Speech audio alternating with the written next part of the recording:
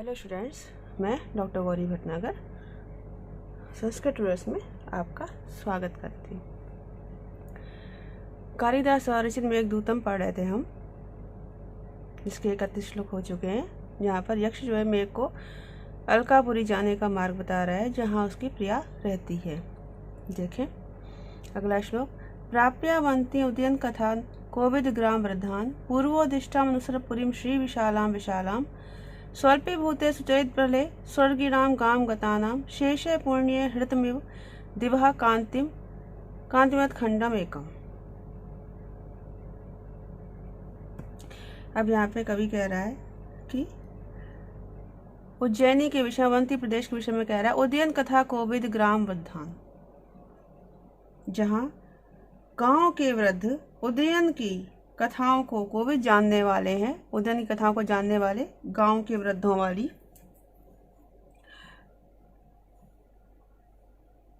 अवंती प्राप्त, अवंती प्रदेश को प्राप्त करके पहुंचकर उदयन की कथाओं को जानने वाले ग्राम के वृद्धों से युक्त अवंती प्रदेश को पहुंचकर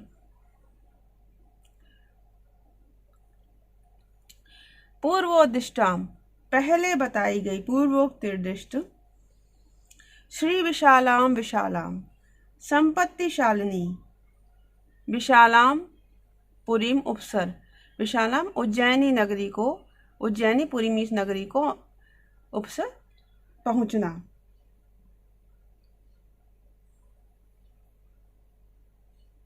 यहाँ पर पूर्वोदिष्टाम उपसर है, पूर्वोदिष्टाम उपसर पहुंचना। अब उसके बारे में बता रहा है। जो नगरी सुचरित फले स्वल्पी भूते, सुचरित पुण्य कर्मों के फल के स्वल्पी भूते नष्ट हो जाने पर गाम गतानाम, पृथ्वी पर आए हुए स्वर्गिणा, स्वर्ग के निवासियों की शेषे पुण्य हृतम, शेष बचे हुए पुण्यों के द्वारा हृतम लाए गए दिवह कांतिमत खंडम एकमिव, स्वर्ग के प्रकाशमान एक टुकड़े के समान है।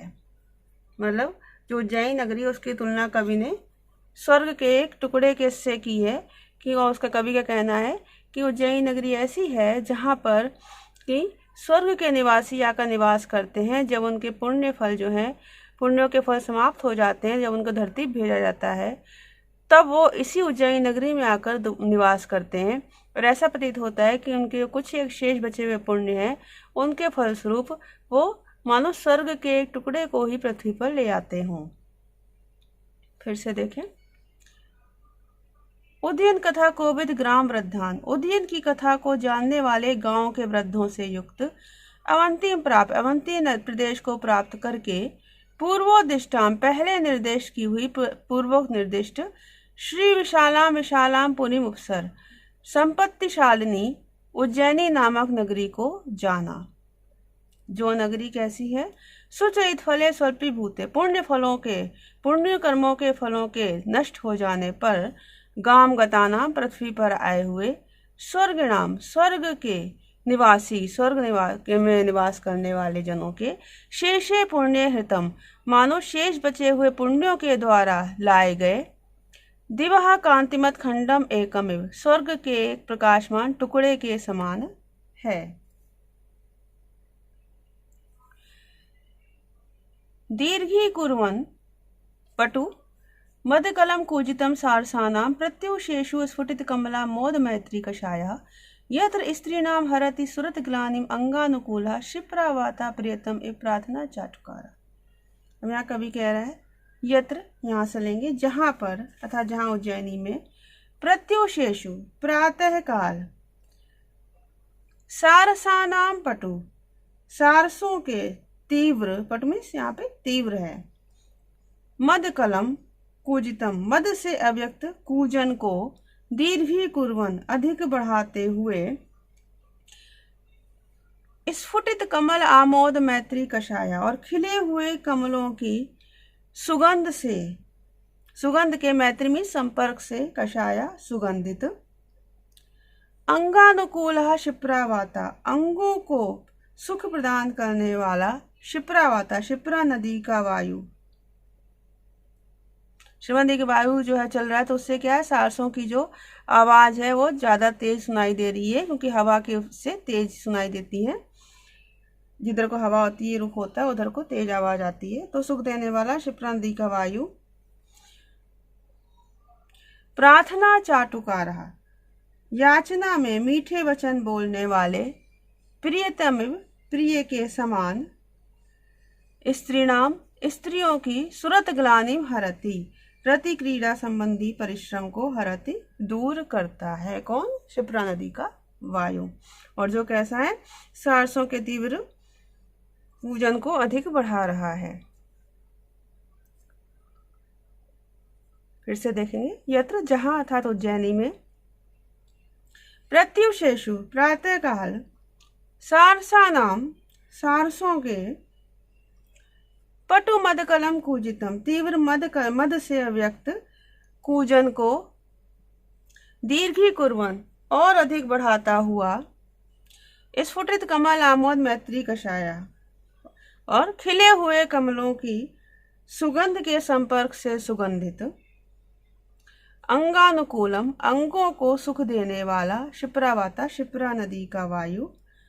प्रार्थना चाटुकारा, याचना में मीठे वचन बोलने वाले, प्रियतम प्रिय के समान, स्त्रीणाम सुरत ग्लानिम हरति, स्त्रियों की रति क्रीड़ा संबंधी थकान को, परिश्रम को दूर करता है।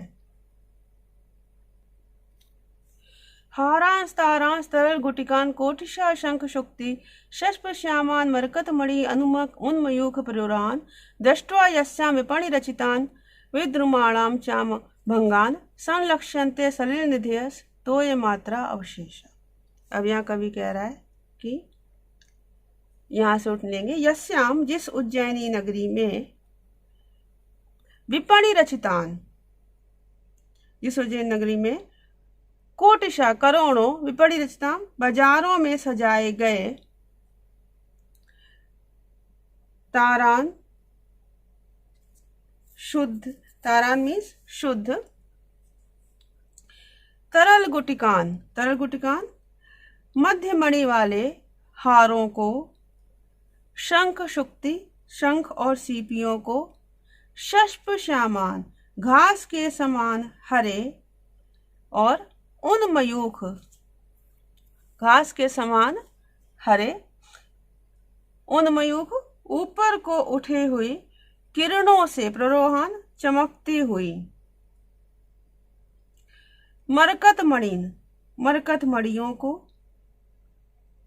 हरे रंग के क्या होते हैं, पन्ना होता है रंग का, तो मरकत मणियों को अथवा पन्ने को, और विद्रुमाणाम भंगांचा मूंगों के भंगान टुकड़ों को, मूंगों के टुकड़ों को, दृष्टवा देख कर, मानो, सले निधिया समुद्र, तोय मात्र अवशेषा जल मात्र ही शेष रह गया है, संलक्ष्यते ऐसा प्रतीत होता है। क्यों कहा है? क्योंकि ये सारी चीजें समुद्र में मिलती हैं, पन्ना हीरा शंख सीपियां सारी समुद्र में मिलते हैं। तो कवि कह रहा है कि मतलब ये अतिशयोक्ति अलंकार है यहाँ पर, कि कवि कह रहा है कि वहाँ बाजारों में जो शंख सीपियां और हीरे पन्ने मूंगे सजे हुए हैं, पन्ने और मूंगे सजे हुए हैं, तो ऐसा प्रतीत होता है मानो सारे समुद्र में से ही यहाँ पर सब तरह की मड़ियाँ उठा के ले आई गई हों, और समुद्र केवल जल मात्र शेष रह गया है, वहाँ पर शंख सीपियों का अभाव हो गया हो, ऐसा कवि ने कहा है। तो यहाँ पर अतिशयोक्ति अलंकार है। फिर से देखिए, यस्याम जिस उज्जैनी नगरी में, कोटिशा विपणि रचितान करोड़ों की संख्या में बाजारों में सजे हुए, बाजारों में सजाए गए, तारान तरल गुटिकान हारान, तारान शुद्ध तरल गुटिकान मध्य मणि वाले, गुटि मीन्स मध्य, मणि मध्य मणि वाले हारान हारों को, शंख सूक्ति शंख और सीपियों को, शस्प श्यामान घास के समान हरे रंग के, उन्मयूख प्ररोहन और ऊपर को उठी किरणों से चमकते हुए मरकत मणियों को, चमकते मरकत मणियों को, विद्रुमाणाम भंगांचा, और मूंगे के टुकड़ों को दृष्टवा देख कर, सले निधिया तोय मात्र अवशेषा, मानो समुद्र जल मात्र शेष रह गया हो, संलक्षते ऐसा प्रतीत होता है, अर्थात समुद्र के जल ही शेष रह गया हो ऐसा प्रतीत होता है। प्रद्योतस्य प्रिय दुहितरम वत्स राजो अत्र जैने, हेमं तालद्रुम वनम अभूत अत्र तस्यैव राज्ञः, अत्र उद्भ्रांता किल नलगिरि स्तंभ उत्पाट्य, दर्पादित्य आगंतुन रम्यति जनो यत्र बंधुन अभिज्ञा। अब यहाँ पे कवि कह रहा है अत्र, यहाँ पर, अर्थात यहाँ उज्जैनी में, वत्सराज, वत्स ने देश के राजा उदयन ने, प्रद्योत से प्रिय दुहितरम, प्रद्योत की, यहाँ के राजा प्रद्योत की प्रिय पुत्री अर्थात वासवदत्ता का जय ने अपहरण किया था। तस्यैव राज्ञा, उसी राजा का अर्थात उसी राजा प्रद्योत का, अत्र यहाँ पर, हेमं ताल ध्रुव वनम अभूत, सोने से बने हुए स्वर्ण में ताड़ के वृक्षों का वन था। अत्र यहाँ पर नलगिरि दर्पात स्तंभम उत्पाट्य, नलगिरि नामक हाथी दर्पात मद के कारण, स्तंभम उत्पाट्य खंबे को उखाड़कर, उद्भ्रांता घूमता रहा, इति इस प्रकार से, अभिज्ञा जना, अभिज्ञा जना, अभिज्ञा जना मीन्स जानकार लोग, आगंतुन बंधुन बाहर से आए हुए बंधुजनों का, रम्यति मनोरंजन करते हैं। क्या मतलब हुआ? यहाँ पर महाकवि कालिदास ने वत्सदेश के राजा उदयन के द्वारा उज्जैनी के राजा प्रद्योत की पुत्री वासवदत्ता के हरण की कथा की ओर संकेत दिया है। वासवदत्ता के अपहरण की कथा विस्तार रूप में आप देखें तो कथा सरित सागर में बताई गई है। कथा सरित सागर में प्रद्योत को लेकिन मगध देश का राजा बताया गया है, अवंती प्रदेश का नहीं, और उसकी पुत्री का नाम पद्मावती बताया गया है, जिसका राजा प्रद्योत ने स्वेच्छा से उदयन के साथ विवाह किया था। अच्छा, नलगिरि जो है प्रद्योत के हाथी का नाम है, उसके लिए यहाँ बताया गया है। फिर से देखेंगे, अत्र यहाँ अर्थात उज्जैनी में, वत्स राजा, वत्सराज उदयन, वत्स के राजा, वत्स देश के राजा उदयन ने, प्रद्योत से प्रिय दुहितरम जय, प्रद्योत की, यहाँ के राजा प्रद्योत की प्रिय पुत्री वासवदत्ता का अपहरण किया था। अत्र यहाँ तस्यैव राज्ञा, उसी राजा का था, उसी राजा प्रद्योत का, हेमं ताल ध्रुव वनम अभूत, स्वर्णमय ताड़ के वृक्षों का वन था। अत्र यहाँ नलगिरि दर्पात स्तंभम उत्पाट्य, नलगिरि नामक हाथी दर्प से मद के कारण खंबे को उखाड़कर उद्भ्रांता घूमता फिरा। किल इति इस प्रकार से, अभिज्ञा जना जानकार लोग, आगंतुन बंधुन, जानकार लोग मीन्स पुरानी कथाओं के जानकार लोग, आगंतुन बंधुन बाहर से आए हुए बंधुजनों का, रम्यति मनोरंजन करते हैं। जालो दृणे उपचित वत्पौ, केश संस्कार धूपर बंधु प्रीत्या, भवन शिखिभि दत्त नृत्योपहारा, हर्मेषु अस्य कुसुम सुरभिषु अद्वखेदम नयेथा, लक्ष्मी पश्ये लखित ललित वनिता पादरागा अंकितेषु। अब यहाँ पे कवि कह रहा है, जालो दृणे, जालियों में से निकलते हुए, केश संस्कार धूपे, केशों को सुगंधित करने वाले धुएं से। पहले की स्त्रियां जो थी अपने केशों को सुगंधित करने वाले धूप, केश सुगंधित करने के लिए धूप का धुआं किया करते, सुगंधित द्रव्यों का धुआं किया करते, इससे केश जो सुगंधित हो जाएं। तो जालियों में से निकलते हुए केश संस्कार धूपे, केशों को सुगंधित करने वाले धूप के धुओं से, उपचित वपु, पुष्ट शरीर वाले, और बंधु प्रीत्या, मित्र के प्रेम के कारण, भवन शिखिभि, भवनों के मोरों द्वारा, दत्त नृत्य उपहारा, दिए गए नृत्य का उपहार वाले, दिए हुए नृत्य के उपहार वाले, तुम कुसुम सुरभिषु, फूलों से सुगंधित, फूलों से सुगंधित ललित वनिता पाद रागांकितेषु, और सुंदर स्त्रियों के पादरागा पैरों के लाक्षारस संकेतेषु चिन्हित हर्मेषु महलों में अस्या इस उज्जैनी नगरी की लक्ष्मी पश्चन शोभा को देखते हुए अद्वखेदम नहीं था, मार्ग की थकावट को दूर करना। अब यहाँ पे कवि कह रहा है कि मेघ क्या होता है, बादल क्या होता है, धुएं और पानी से निर्मित होता है। तभी कहा है कि तुम अपने शरीर को पुष्ट कर लोगे। किससे पुष्ट कर लोगे? जो धुआं जालियों में से निकल के आ रहा है सुगंधित, उससे तुम पुष्ट सही कर लोगे। और तुम्हें मित्र के स्नेह, क्यों मोर का मित्र क्यों कहा? क्योंकि मोर जो है बादल को देख के ही नृत्य करता है, इसलिए कहा मित्र के स्नेह के कारण, प्रेम के कारण भवन के मोर द्वारा नृत्य का उपहार दिए गए तुम। मीन्स मोर जो है तुम्हें नृत्य रूपी उपहार देंगे तुम्हें देखकर। तो ऐसे तुम, और फूलों से सुगंधित स्त्रियों, फूलों सुगंधित स्त्रियों के, सुंदर स्त्रियों के पैरों के लाक्षारस से चिन्हित महल में, नहीं जहाँ वो चलती हैं तो उनके जो महावर वो लगाया होता है पैरों में, आलता है महावर, उससे उन महलों में चिन्ह बन जाते हैं। तो ऐसे महलों की शोभा को देखते हुए तुम अपने मार्ग की थकावट को दूर कर लेना।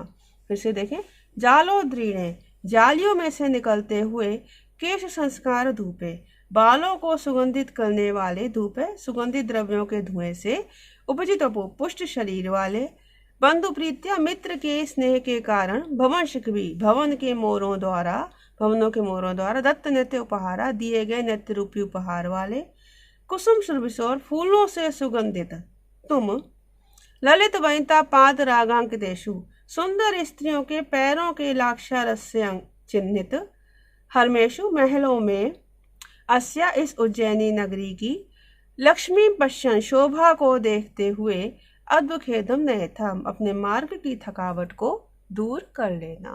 इस प्रकार से यक्ष जो है वो मेघ को निर्देश देता है। इस वीडियो में इतना ही। साथ बने रहने के लिए धन्यवाद।